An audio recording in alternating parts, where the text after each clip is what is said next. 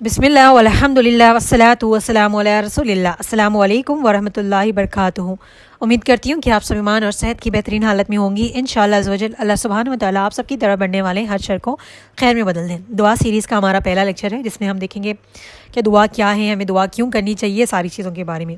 दुआ का मतलब है अल्लाह सुब्हानहू व तआला से मांगना, पुकारना, अपनी ज़रूरत बयान करना। किससे? अल्लाह से, ना कि लोगों से, ना पीर बाबाओं से, ना किसी की मज़ारों पे। ठीक है, तो इस चीज़ को क्लियरली याद रख लें, अल्लाह से मांगना है हमने।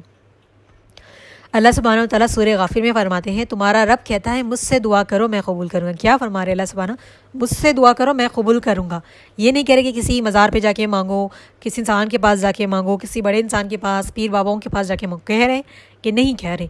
तो हमारे यहाँ एक चीज़ बहुत ज़्यादा आम है कि लोग इसको बहुत बड़ा यानी कि समझ लें फतवा देके बताते हैं कि दुनिया का एग्जाम्पल मैं आप लोगों के सामने वो रखना बताना चाहती हूँ कि कैसे लोग एग्जाम्पल देते हैं कि हम पीर बाबा मज़ारों के पास जाके क्यों उनसे मांगते हैं ताकि हमारी दुआ जल्दी कबूल हो। तो वो जो एग्जाम्पल देते हैं ना, आप लोग सुनिएगा, आप लोगों को भी समझ आएगा।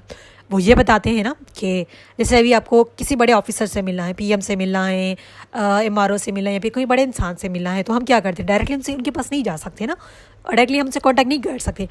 तो वो बताते हैं कि अगर हमें बड़े इंसान के पास जाना है तो हम मीडिएटर्स का इस्तेमाल करते हैं। बीच में कोई मिडिल मैन होता है, किसी के थ्रू उसके थ्रू आजिज़ी करके हम वहाँ तक जाते हैं। तो वो ये एग्जाम्पल बताते हैं, तब आपको अल्लाह के पास जाना है, अल्लाह ये सारी दुनिया जिसकी है, जिसने बनाई है, अल्लाह के पास जाना है, तो आप लोग भी मीडिएटर का इस्तेमाल करें जिससे आपकी दुआ जल्दी कबूल हो। उनका ये कहना होता है कि हम मज़ार पर जाके दुआ मांगेंगे, किसी पीर बाबा से दुआ मांगे तो वो हमारे हक़ में दुआ करेंगे अल्लाह सुब्हानहू व तआला से, फिर अल्लाह सुब्हानहू व तआला हमारी दुआ कबूल करेंगे।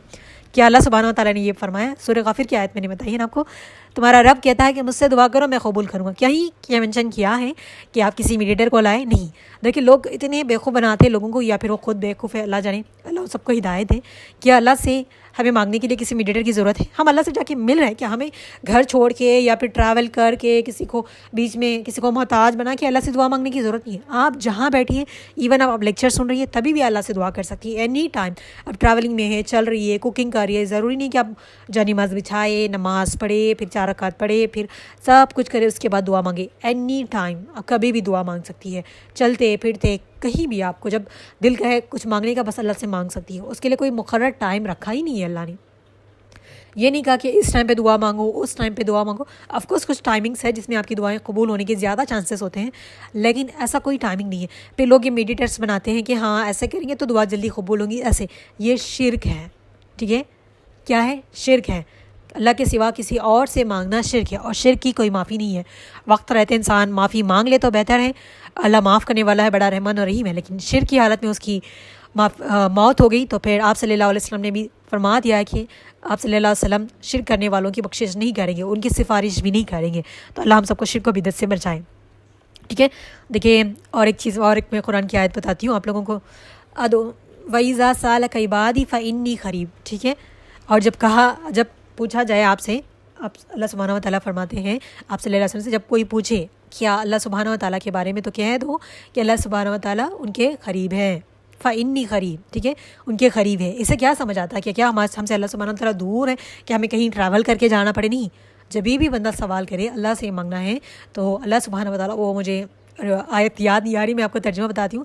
अल्लाह सुब्हानहू व तआला शारक से भी करीब है, यानी कि हमारी जो सांस है, हमारी रगें होती है ना, उससे भी बहुत ज़्यादा करीब, यानी कि बहुत ज़्यादा हमारे करीब है। जैसे कि हमारे साथ है अल्लाह सुब्हानहू व तआला, क्या हमें उसके लिए, जैसे अभी आपके साथ ही मौजूद हो आपके हस्बैंड, आपके भाई बहन, आपके माँ बाप, तो क्या आप किसी और को ढूंढेंगे कि कोई मीडिएटर आए मेरे माँ बाप से बात करें? नहीं, आप डायरेक्टली पूछ लेंगी। ठीक है, पूछेंगे कि नहीं पूछेंगी? तो देखिए हम एक बार अपने पेरेंट्स से, अपने भाई बहन से कुछ मांगने से पहले सोचते हैं कि वो देंगे कि नहीं, लेकिन जिससे आप मांग रही हैं अल्लाह रब्बुल इज़्ज़त से, कौन है वो? तमाम जहानों का मालिक है। अगर कोई हमें दे सकता है तो कौन दे सकता है? अल्लाह सुब्हानहू व तआला। हम ये समझे कि हमारी गलती है कि हमारा बॉस देगा, हमारे पेरेंट्स देंगे, हमारे हस्बैंड देंगे, वो दे देंगे, ये देंगे, तो ये हमारा गलत गुमान है। जब तक अल्लाह ना चाहे कोई आपकी मदद नहीं कर सकता। हम बहुत ज़्यादा एक्सपेक्टेशन लगा लेते हैं, हाँ मैं जाके अभी अम्मी अबू से मांगूंगी तो फ़ौरी दे देंगे, मेरे हस्बैंड से मांगूंगी तो दे देंगे, मैं अपने बॉस से मांगूंगी तो दे देंगे। नहीं, सबसे मांगने, ऑफकोर्स आपने मांगना है, सबसे पहले उन सबसे मांगने से पहले आप अल्लाह से मांगे कि अल्लाह मुझे ये चीज़ चाहिए, आप मुझे दे दें। इसका मतलब ये कि बस अल्लाह से मांग के बैठे रहें। आपको प्रमोशन चाहिए, ठीक है, सब एक सिंपल सा एग्जाम्पल दे रही हूँ, आपको प्रमोशन चाहिए या फिर किसी जगह पर आपको घूमने के लिए जाना है, स्कूल का या फिर कॉलेज का कोई ट्रिप है, ठीक है, आपको अपने पेरेंट्स से परमिशन चाहिए। पहले आप अल्लाह से मांगे कि अल्लाह मुझे परमिशन चाहिए, मेरे लिए आसानी करें, ठीक है, आप मेरे हक़ में बेहतर करना, अगर मेरे लिए वहाँ जाना बेहतर है तो मेरी परमिशन ग्रांटेड कर देना, ठीक है। अगर ठीक है, ऐसे आपने दुआ करनी है, पहले अल्लाह से करनी है, फिर जाके अपने पेरेंट्स से पूछेंगे आपको ट्रिप पे जाना है, ठीक है, आप उनसे परमिशन में। ऐसा नहीं कि बस अल्लाह से दुआ की मैं बैठ जाऊँगी, मेरे पेरेंट्स खुद आके बोलेंगे, नहीं, उनको कैसे पता चलेगा कि आपको ट्रिप पे जाना है कि नहीं जाना है, इस तरीके से।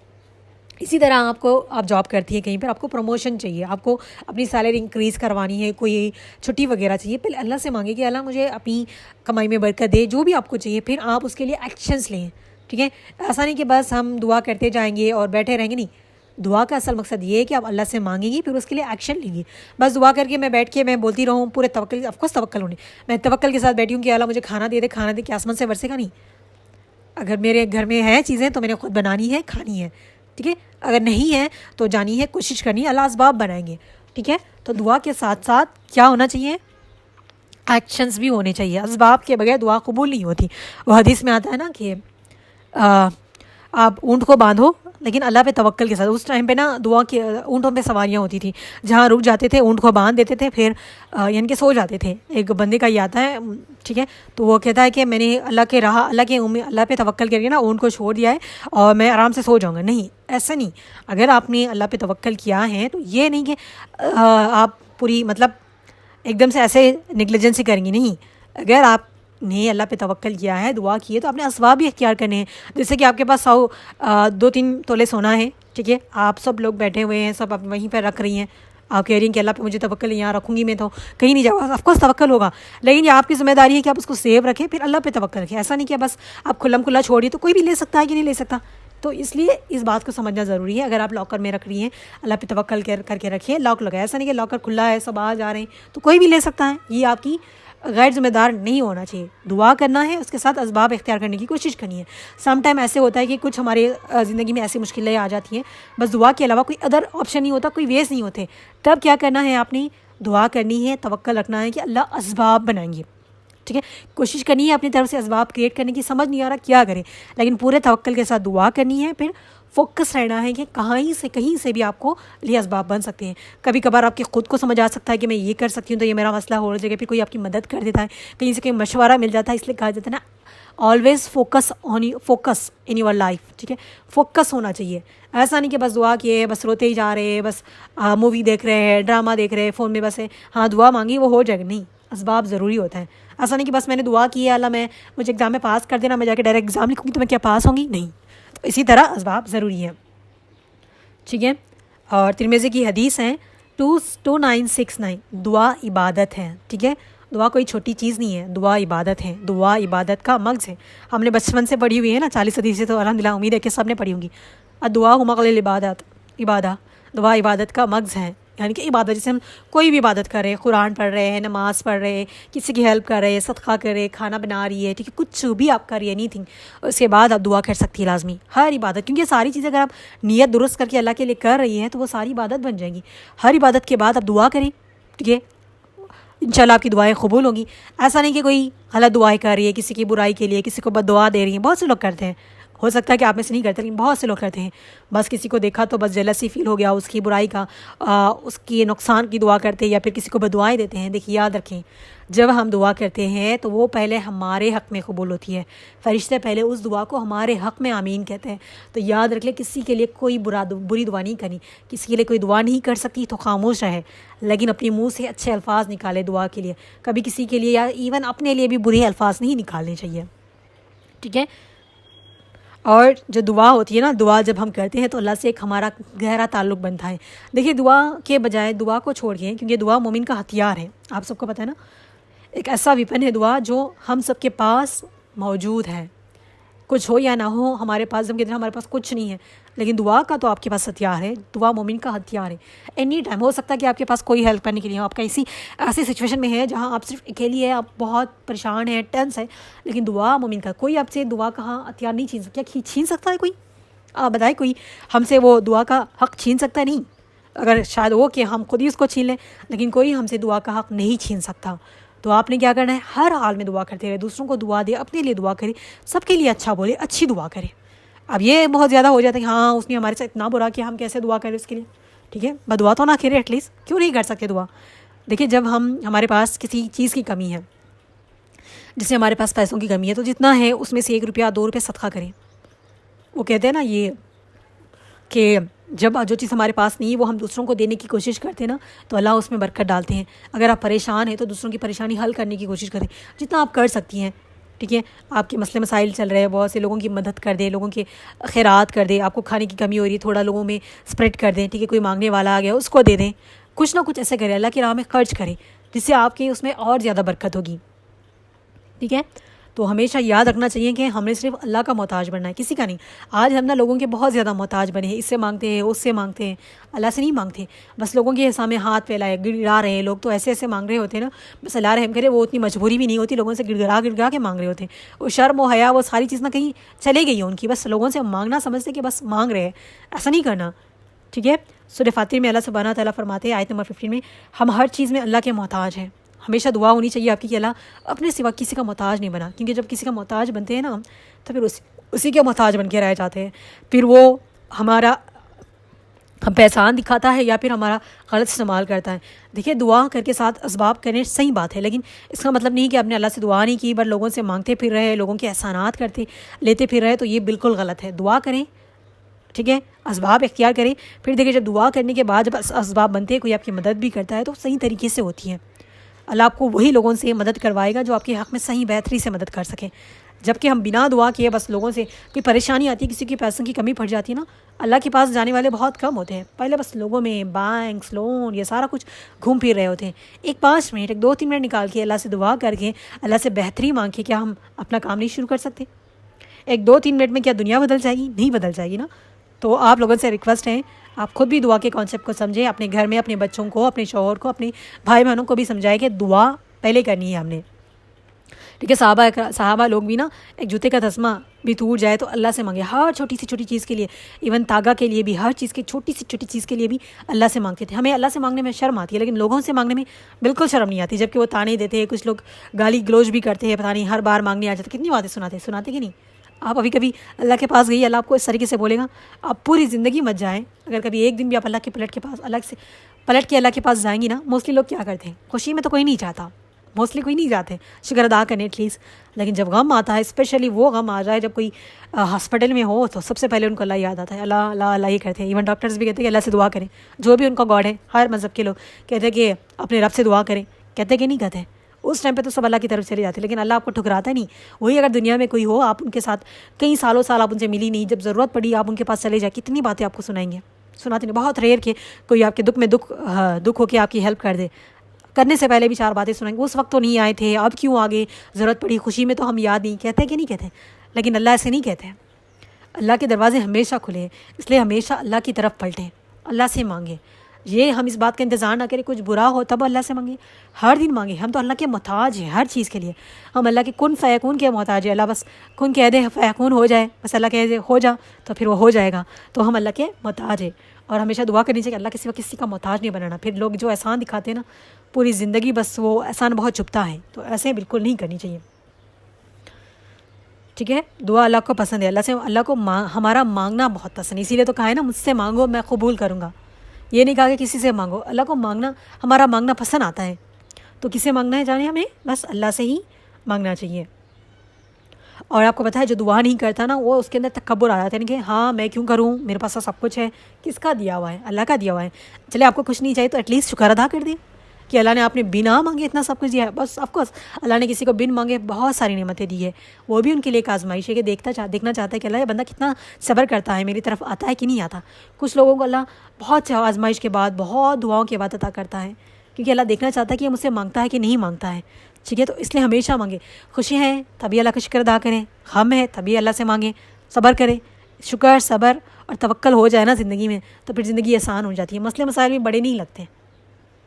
ठीक है, तो हमने क्या करनी है, दुआ किससे मांगनी है? सिर्फ़ और सिर्फ अल्लाह सुब्हानहू व तआला से। और एक चीज़ देखें, जो मर चुके हैं, जो मुर्दार है, जो शहीद हो चुके हैं, क्या वो आपके लिए कोई दुआ कर सकते हैं? बिल्कुल नहीं कर सकते। अगर आप किसी को दुआ के लिए कहना चाहती हैं तो आप किससे कह सकती हैं? लोगों से। ठीक है। आप जैसे कि टीचर से कह रही है, स्टूडेंट से कह रही है, हमें दुआ में याद रखिए या फिर हमारे लिए दुआ कर दे। अगर आपको कोई दीनदार लग रहा है, सही लग रहा है कि इनसे कहूँ तो काश मेरी दुआ कबूल हो जाए। ऐसा नहीं कि हाँ इसकी दुआ कबूल होगी मेरी नहीं, बस इसलिए कि 4 लोग मेरे लिए, बहुत से लोग मुझे दुआ करेंगे तो होप है, उम्मीद है कि जल्दी कबूल हो जाएंगी। इस वजह से आपने कहा नहीं मेरी दुआ तो कबूल ही नहीं होती, वो नेक बंदा है। बहुत से लोग कहते हैं ना खुद दुआ ही नहीं करते, आलिम लोगों से, हाफिज़ लोगों से, मस्जिद के इमाम से कुछ लोग पैसे देते हैं या फिर कहते हैं कि हमारे हक़ में दुआ करना, हमारी दुआ अल्लाह नहीं कबूल करता। क्यों नहीं कबूल करेगा? कभी मांग के तो देखे ना, क्यों नहीं कबूल करेगा अल्लाह? आपको खुद ही तवक्कल नहीं है कि दुआ कबूल होगी तो कहाँ से होगी?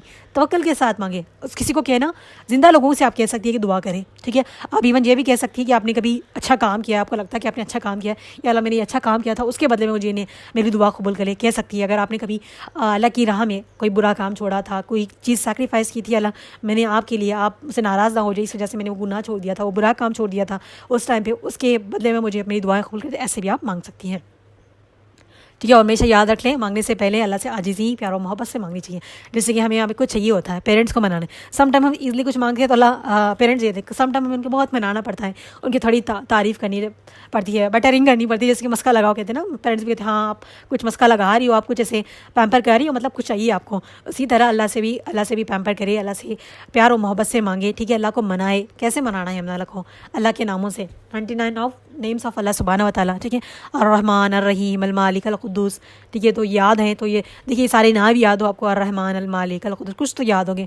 और नाम रखिए या अल्लाह आप रहमान और रहीम है, सारी दुनिया के मालिक है, ठीक है। ये अल्लाह हर चीज़ आपकी है, आपके सिवा कोई नहीं दे सकता, कोई दे सकता नहीं दे। अल्लाह की तारीफ़ करें, ऐसा नहीं कि हम अरबिक में करें। देखिए याद रखिए अरबिक में करना ज़रूरी नहीं है। बहुत से लोग अरबिक की दुआएं बस रट्टा मार के कर रहे होते, क्या मांग रहे हैं उनको नहीं पता। क्या हमारी इमोशंस एंड फीलिंग में उसमें ऐड होगी? नहीं ऐड होगी ना। तो अपनी ज़बान में मांगे, ये नहीं कहा कि बस अरबिक में मांगो। अच्छी बात है आप अरबिक में मांग रही है, लेकिन आप तभी मांगना चाहिए तब आपको उसका तर्जुमा बताओ। बहुत से लोगों को रब्बना आतिना का फदिया फिर दुनिया का तर्जुमा नहीं पता होता है, बस मांग रहे होते हैं। मांगना गलत नहीं है, लेकिन हमें एटलीस्ट पता हो कि हम क्या मांग रहे हैं। अगर आपको लगता है कि आप रब्बना वाली यानी कि अरबिक में दुआ मांग सकती है तो तर्जुमे के साथ याद करें, तर्जुमे के साथ पहले पढ़े क्या मांग रही है, उसके बाद मांगे। अदरवाइज़ आप अपनी लैंग्वेज में मांगे, अल्लाह की तारीफ़ करें, ठीक है। अल्लाह से अल्लाह की खूबियाँ बयान करें। वैसे अल्लाह हमारा मोहताज है, लेकिन किसी का, देखिए हमारे पेरेंट्स हमारे मोहताज नहीं होते, लेकिन हम उनको पैम्पर वगैरह क्यों करते? क्योंकि हमें उनसे कुछ चाहिए होता है। इसी तरह अल्लाह से हमें कुछ चाहिए तो अल्लाह की तारीफ़ करें, अल्लाह की खूबियाँ बयान करें, फिर आप सल्लल्लाहु अलैहि वसल्लम पे दुरूद भेजें, फिर अपनी दुआएं मांगें, ठीक है। सबके लिए भी दुआ करें। हमेशा याद रख लें, आपके अपने लिए दुआ करिए, आना के लिए सबके लिए दुआ भी ज़रूर करिए। अपने लिए मांगे, ऐसा नहीं कुछ लोग कहते हैं कि बस दूसरों के लिए करेंगे, अपने लिए भी करें ना, अपने लिए भी करें, दूसरों के लिए भी करें, सबके लिए करें, तमाम उम्मतों के लिए, तमाम उम्मत मुसलमान के लिए करें, दोस्त दुश्मन हर एक के लिए आपने दुआएं करनी है, ठीक है। और दुआ की अहमियत बता दूं मैं आप लोगों को, चले एक सेकेंड। मसनद अहमद की हदीस है 1113 1133, ठीक है। दुआ कभी रद्द नहीं होती, ठीक है। कौन सी दुआएं 3 सूरत में कबूल हो जाती है। कोई एक तो फ़ौरी कबूल हो जाती हैं, ठीक है। इसको अच्छे से अंदाज़ा, फ़ौरी कबूल हो जाती है, यानी कि समटाइम्स ऐसा था हम जो दुआ मांगते हैं फ़ौरी कबूल हो जाती है। कभी कभार दिल में ख्याल भी आता है, फ़ौरी कबूल हो जाती है कि नहीं होती। अब ये नहीं कहना कि हमारी कोई दुआ कबूल नहीं हुई है अभी तक। बैठे सुकून से एनालाइज करें, गौर फिक्र करें। ऐसी बहुत सारी दुआएं होंगी जब बस उनका दिल में भी ख्याल आया होगा या फिर अपनी ज़ुबान से मांगी होगी, फ़ौरी कबूल हो गई होगी, कन्फर्म होती है सबकी। ऐसा नहीं कि उनकी कोई दुआ कबूल नहीं, कुछ दुआएं फ़ौरी कबूल हो जाती है। फ़ौरी इसलिए कबूल हो जाती है कि कुछ दुआएं ऐसी होती हैं जो आपकी फ़ौरी इसलिए कबूल होती है कि उस टाइम पर उसका यानी कबूल होना ज़रूरी है। यानी कि अगर हम जैसे मांगते हैं पेरेंट्स से, जैसे कि अभी बच्चा है, एग्जांपल मैं आपको ईज़िली समझा रही हूँ। आपके एक माँ है, पेरेंट्स हैं, समझ ले, मैं खुद मेरी आपकी एग्जांपल लेती हूँ, वैसे मेरी अनमैरिड हूँ, ओके। अभी मेरे 3 बच्चे एग्जांपल समझ ले, एक 5 साल का है, एक 10 साल का है, एक 15 साल का है। अब तीनों मुझसे मोबाइल मांग रहे हैं, तीनों मुझसे मोबाइल की फरमाइश कर रहे हैं कि उनको मोबाइल चाहिए, ठीक है। समझ आ रही है आपको? तीनों मोबाइल पूछ रहे हैं, ओके। तीनों मुझसे कुछ मांग रहे हैं कि उनको मोबाइल चाहिए। मैं किसको मोबाइल दूंगी? ठीक है, जो छोटा है सबसे 5 साल का है, मैं तो उसको मोबाइल दूंगी नहीं दूंगी, उसको समझाऊंगी नहीं, अभी आपके लिए बहुत टाइम है, आपके लिए ये ज़रूरी नहीं है। वो कुछ मांग रहा है, नहीं दूंगी, उसको अभी डिले करूंगी, देना है मैंने लेकिन अभी नहीं, कुछ टाइम के बाद, क्योंकि वो मोबाइल इस्तेमाल करने की अभी स्टेज पे नहीं है, ठीक है। इसी तरह अगर आप कोई दुआ मांग रही है अल्लाह से, अभी वो स्टेज पे नहीं है कि आपकी वो दुआ कबूल की जाए, तो अल्लाह उसको डिले कर देता है। कुछ टाइम बाद वो दुआएं कबूल होती हैं, ठीक है। अगर कुछ टाइम पे बाद भी वो कभी कभी कबूल नहीं होती, क्यों नहीं कबूल होती? क्योंकि वो आपके हक़ में बेहतर नहीं होती। अगर अभी मेरे 5 साल के बच्चे ने मुझसे मोबाइल मांगा, एक तो ये चीज़ हो सकती है कि मैं उसको कुछ टाइम बाद दे दूँ। अगर मैं ये देखूँ कि वो मोबाइल यूज़ करने के वो काबिल हो चुका है, लेकिन अगर मुझे डर है कि वो मोबाइल इस्तेमाल करके बिगड़ सकता है तो मैं उसको उस एज में भी मोबाइल नहीं दूंगी जबकि वो डिज़र्व करता है कि मोबाइल इस्तेमाल करना। ठीक है, ठीक है, अल्लाह भी ऐसे ही करते हैं। दूसरा है मेरा 10 साल का बच्चा, ओके, वो भी मुझसे मोबाइल पूछ रहा है, ओके, मोबाइल पूछ रहा है। हो सकता है कि उसको ज़रूरत हो या ना हो, ओके, अगर अभी वो मोबाइल इस्तेमाल करने की उसकी ज़रूरत नहीं है, बस वो ऐसे ही पूछ रहा है क्योंकि उसको चाहिए। ठीक है, सबके पास है, मुझे भी चाहिए, मैं भी इस्तेमाल करूँगा, तो क्या मैं दूँगी? बिल्कुल नहीं दूँगी। ठीक है, मैं कहूँगी कि कुछ साल वेट कर लें, जब आपको उसकी कंप्लीटली ज़रूरत होगी तब दूँगी। अल्लाह सुब्हानहू व तआला कुछ लोगों को, ठीक है, थोड़ी डिले करते हैं, यानी कि कुछ दिन डिले, कुछ साल डिले बाद ना उसकी वो दुआ कबूल करती थी, क्योंकि वो उस स्टेज पे पहुँच चुका होता है कि उसकी दुआ कबूल की जाए और उसको वो अता कर दिया जाता है।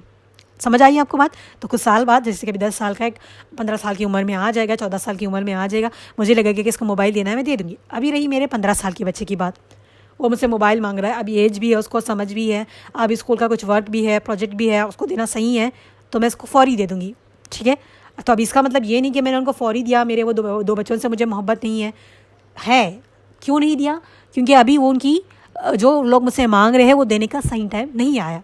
इसी तरह अल्लाह के पास भी ऐसा ही होता है कि जब हम कुछ मांग रहे होते हैं कि ये चाहिए कि वो चाहिए, तो अल्लाह नोस वेल कि हमारे लिए सही टाइम कब है, सही टाइम पे देगा। ज़रूरी नहीं कि जैसे कि मैंने अपने छोटे बच्चे को कहा कि अभी आप बड़े हो जाएंगे दे देंगे, ये भी डिपेंड करता है कि वो बड़ा होकर, यानी कि वो इस काबिल होगा कि मोबाइल का सही इस्तेमाल करेगा नहीं करेगा। अगर मैं दूँगी भी तो एक स्ट्रिक्ट कंडीशन के साथ कि आपका इतना इस्तेमाल करना है, सारी चीज़ें। तो अल्लाह से जब हम मांग रहे होते हैं तो वो भी हमारी ऐसी कंडीशंस होती है कि अल्लाह सुब्हानहू व तआला देख समझ के देते हैं कि किसको क्या देना है। ऐसा नहीं कि बस हमने जो कुछ भी मांग लिया हमें मिलते रहेगा, नहीं। ठीक है, क्या करना है, हमने मांगना है, लेकिन अल्लाह पे तवक्कल करना है कि या अल्लाह, हमेशा ये दुआ नहीं कि बस रट्टा नहीं लगाना, ज़िद नहीं करनी कि अल्लाह मुझे चाहिए तो यही चाहिए।